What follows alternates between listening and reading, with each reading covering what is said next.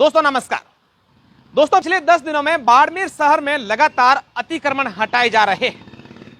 आखिर उसके पीछे क्या कहानी, क्यों लगातार अतिक्रमण हटाए जा रहे हैं, आज मैं आपको उस चीज को लेकर विस्तार से समझाने की कोशिश करूंगा। कई ऐसी बातें भी हैं, वो भी बताऊंगा। वो बातें ये हैं कि अभी भी इस अतिक्रमण को हटाने के बाद भी कई सारे ऐसे अवैध अतिक्रमण पड़े हैं जिनको नगर परिषद की टीम या जिला प्रशासन क्यों नहीं हटा रहा है। कितनी सारी अवैध कॉलोनियां हैं, उन पर पीला पंजा क्यों नहीं चल रहा है। कई जगह पर अवैध निर्माण किए जा रहे हैं, उन पर कार्यवाही क्यों नहीं हो रही है। इन सब पर भी बात करेंगे, लेकिन उससे पहले जानते हैं कि बाड़मेर में अब तक कितना अतिक्रमण इन 10 दिनों में हटा है। बाड़मेर के इतिहास में यह पहली बार होगा जब महज 10 दिनों में 1621 बीघा जमीन पर से अतिक्रमण हटाया गया है और इस जमीन की जो कीमत है वो 90 से 100 करोड़ रुपए की कीमत है। अब आप इस बात को समझिए कि ये शुरुआत कहां से हुई। दरअसल हालांकि इसकी शुरुआत के पीछे तो कई सारी ऐसी बातें भी हैं जिनको ऑफिशियली कहना उचित नहीं होगा, लेकिन ऐसा बताया जा रहा है कि जब मुख्यमंत्री अशोक गहलोत बाड़मेर आए थे तब उनके पास कई प्रकार की शिकायतें गई थी कि बाड़मेर में कई भूमाफिया हैं जो काबिज हैं।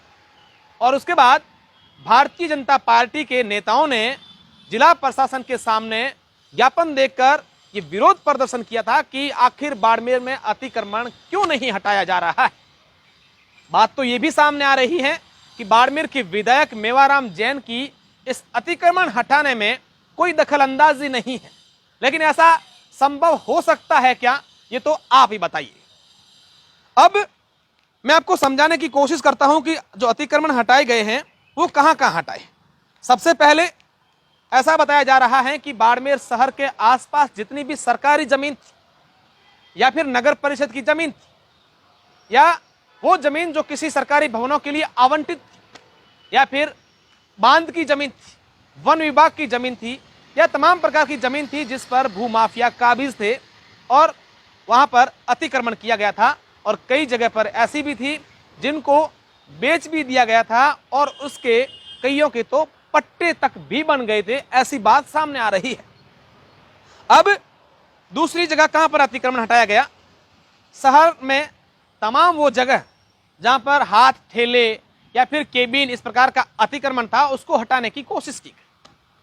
अब अवैध कॉलोनीज, ऐसी कॉलोनी जिसमें जो अवैध तरीके से काटी गई थी, ऐसी कॉलोनीज जो कृषि भूमि पर काटी गई थी, ऐसी कॉलोनीज जहां पर जो कॉलोनी के मापदंड होते हैं जिसमें सड़क, पार्क, मंदिर और तमाम हॉल, तमाम प्रकार के जो मापदंड होते हैं, नियम कानून होते हैं, वो उनको ध्यान में नहीं रखा गया। ऐसी कॉलोनियों पर भी कार्रवाई हुई है। अवैध निर्माण, अवैध निर्माण कौन से, इसमें इजाजत, पार्किंग, फायर सिस्टम, न जाने कितने प्रकार के जो नियम कानून कायदे होते हैं उनको ताक पर रख करके जो काम चल रहे थे उनको भी हटाने की बात सामने आई है।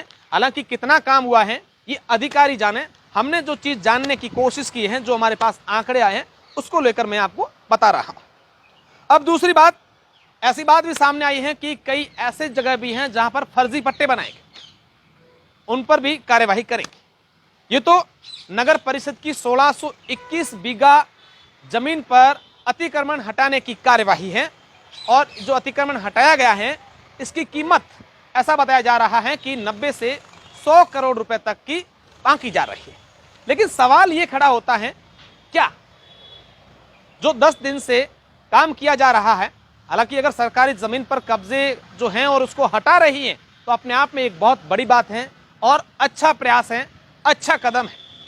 लेकिन लोग ये जानना चाहते हैं कि आखिर इतनी कॉलोनीज पर नगर परिषद का पीला पंजा चलकर बंद हो जाएगा या फिर जारी रहेगा।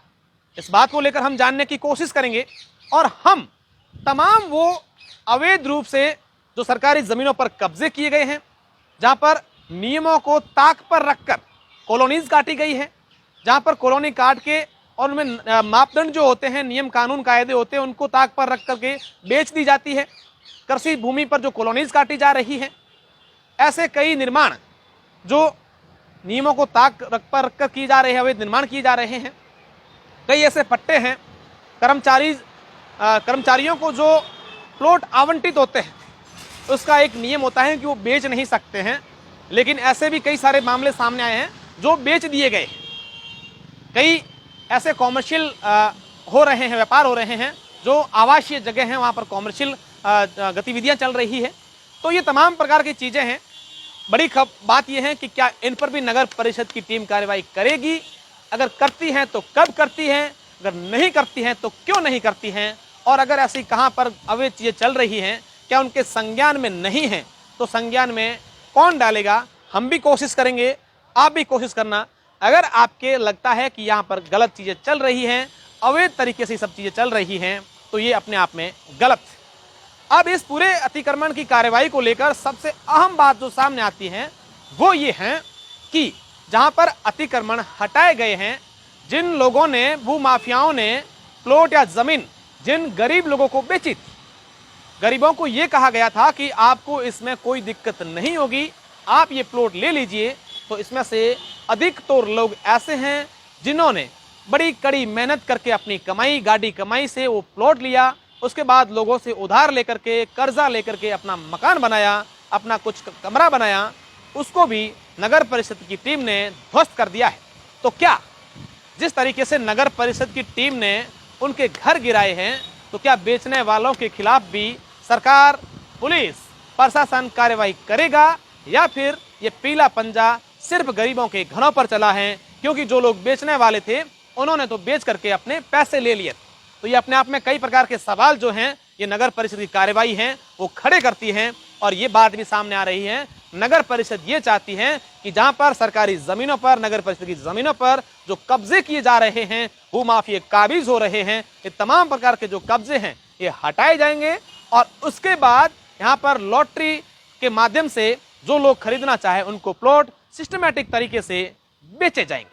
सवाल ये खड़ा होता है कि क्या जिस तरीके से हमने आपको बताया कि कृषि भूमि पर जो कॉलोनीज कट रही हैं, अवैध कॉलोनी है, जिस कॉलोनी के अंदर मापदंड नहीं है, अवैध निर्माण है, पट्टे हैं या कॉमर्शियल एक्टिविटीज जो चल रही हैं, तमाम उन जगहों पर नगर परिषद की टीम, जिला प्रशासन या मुख्यमंत्री के आदेश प्रभावी होते हैं, क्या उन पर कार्रवाई होती है या नहीं होती है, ये देखने वाली बात होगी। और हम भी आपको अब ये कोशिश करके दिखाएंगे कि क्या सिर्फ गरीबों के घरों पर पीला पंजा चला है या फिर जिन लोगों ने, बड़े बड़े लोगों ने बड़ी बड़ी अवैध रूप से कॉलोनी काट के रखी है, उन पर भी कार्यवाही होगी।